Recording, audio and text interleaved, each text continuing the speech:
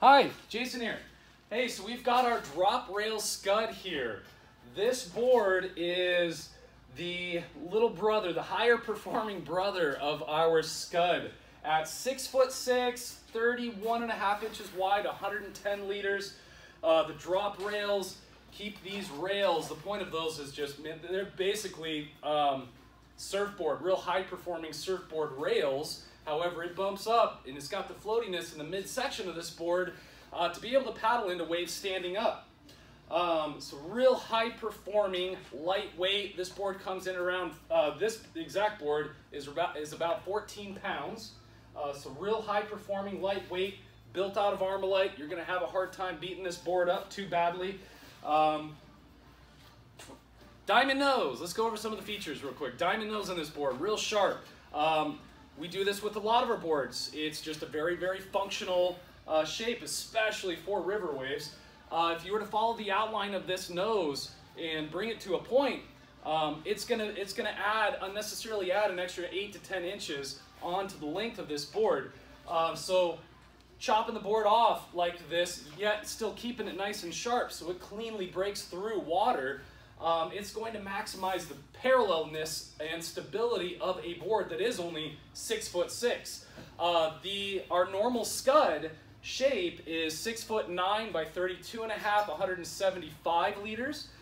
So the big brother of this higher performing drop rail SCUD is it's just much more comfortable to paddle into waves. Paddles, the volume of it, the floatiness of it is a lot higher. So this one is just gonna rip, is the point of this particular board. So got your automatic Gore-Tex vent, our carry handle, which we've tried them all, lifts up, FCS, all different handles. We ended up just coming up with our own.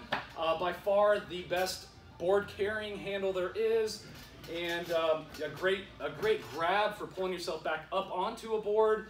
If you got to float down a section of rapids, you know, it's the best handle there is for holding onto your board.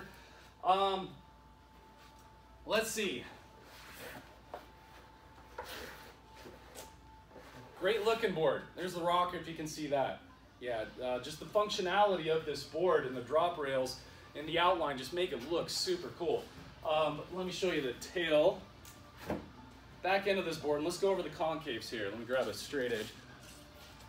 All right, so starting from the nose of this board, you got real soft front end, rolled over front end, quickly transitions into a pretty decent single concave.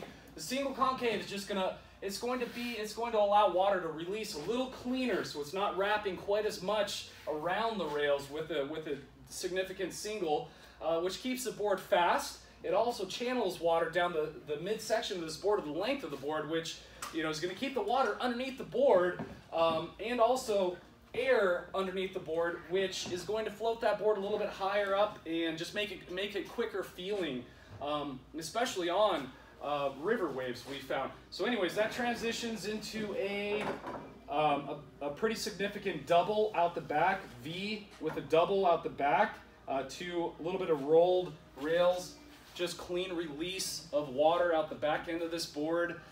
So anyways, just built for performance. The rails are nice and soft up front, just make it real forgiving up front. And it transitions into hard rails, especially about the last third of this board, or once you get close to the pivot points or the wings on this board, it gets real hard. So water's gonna have a real hard time wrapping around the rails. So anyways, real high performing board. Rocker line, we've honed that. It's gonna fit into holes at 6'6" with enough rocker. It's gonna fit into even smaller or deeper holes in rivers especially. Yeah, you're gonna love this board. Anyways, there you go. I think we nailed it. Have fun. Thanks.